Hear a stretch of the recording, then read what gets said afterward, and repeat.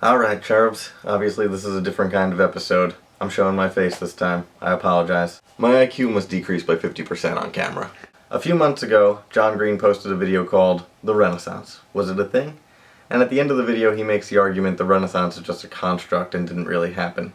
I'll make a link to that video clickable about here. While at the YouTube EDU Summit last month I ran into John and we discussed this. He advised me to make a rebuttal video. So here it is. First, I'd like to say it's an interesting debate that's been going on for close to 100 years now, and one of, if not the best parts about being a historian, is the nerd battle that comes along with it. I'm happy John Green was able to start this battle up on a platform like this so that more people could get involved and experience the joys of nerd battle. Also, I think he did the Renaissance well in the first half of his video. It's that second bit I had a problem with. At one point, John Green says about most Europeans, the rediscovery of Aristotle didn't in any way change their lives. Well, university culture rises in the 11 and 1200s in Europe. The first European university was founded in Bologna in 1088, and then universities in Paris, Padua, and Oxford follow, all built on foundations of Aristotelian knowledge. This sudden rise of universities directly coincides with the Reconquista of the Iberian Peninsula and the Venetian occupation of Constantinople after the Fourth Crusade. These events both created opportunities to find Aristotelian texts. I understand that correlation does not equal causation, but come on.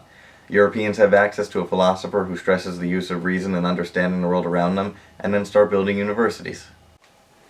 Even if most Europeans were unable to attend the universities of Paris, Oxford, Padua, or Bologna, these universities were influencing laws and creating new jobs in those cities.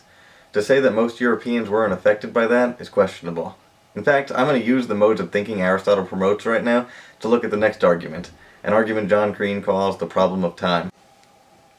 I wish we had thought bubble. John Green makes the following points on this topic. 1. This is not like the Battle of Hastings or the French Revolution where people were aware that they were living amid history. 2. Most people in Europe were unaware of the Renaissance because its art and wording affected a tiny sliver of the European population. 3. The Renaissance was only for the rich elite. And 4. 95% of the population never encountered the Renaissance. So let's narrow this down to a syllogism. Premise 1. People need to be aware that they are going through something in order for it to exist. Premise 2. Few people were aware the Renaissance was happening. Conclusion, the Renaissance did not exist. First, as a syllogism, this fails because the second premise would need to be no one knew the Renaissance was happening for it to validate the conclusion, but whatever. The first premise is questionable in itself. Do we need to be aware of a cultural movement for it to be real?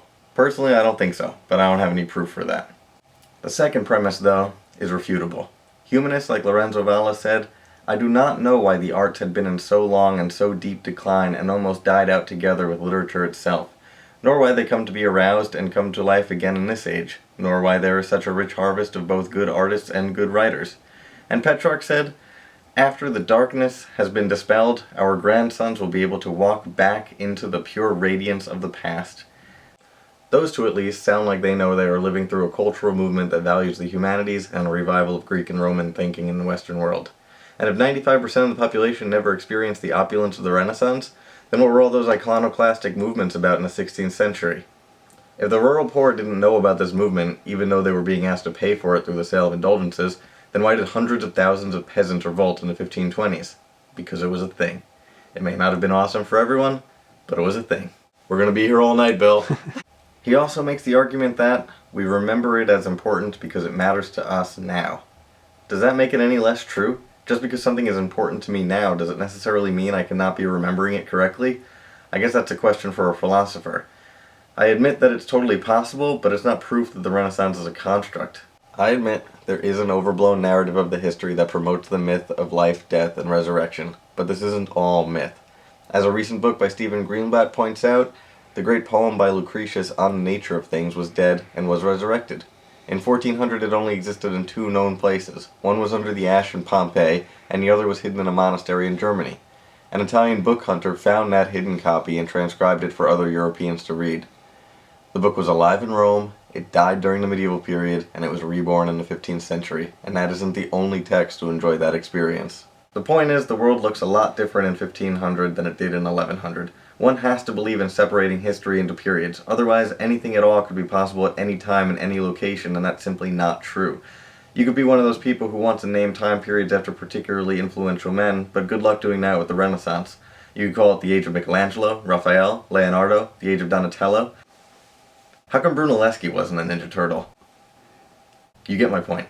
Just because there was no Hiroshima moment that began the Renaissance doesn't mean it didn't happen. John Green admits that the scientific revolution happened, even though Copernicus's book didn't really start making an impact until about 50 years after its publication. Some movements are just slow. Alright, so I'd like to close this by saying thank you to John Green and Crash Course for being so helpful to the EDU newcomers like myself, and to all the people at YouTube for welcoming me during the EDU Summit. I want to put a list of books that promote a grounded belief in the Renaissance right below this video. Let me know what you think in the comments. Our art history videos are going to continue to run on their normal schedule every other Monday, and I hope you'll all subscribe. Alright.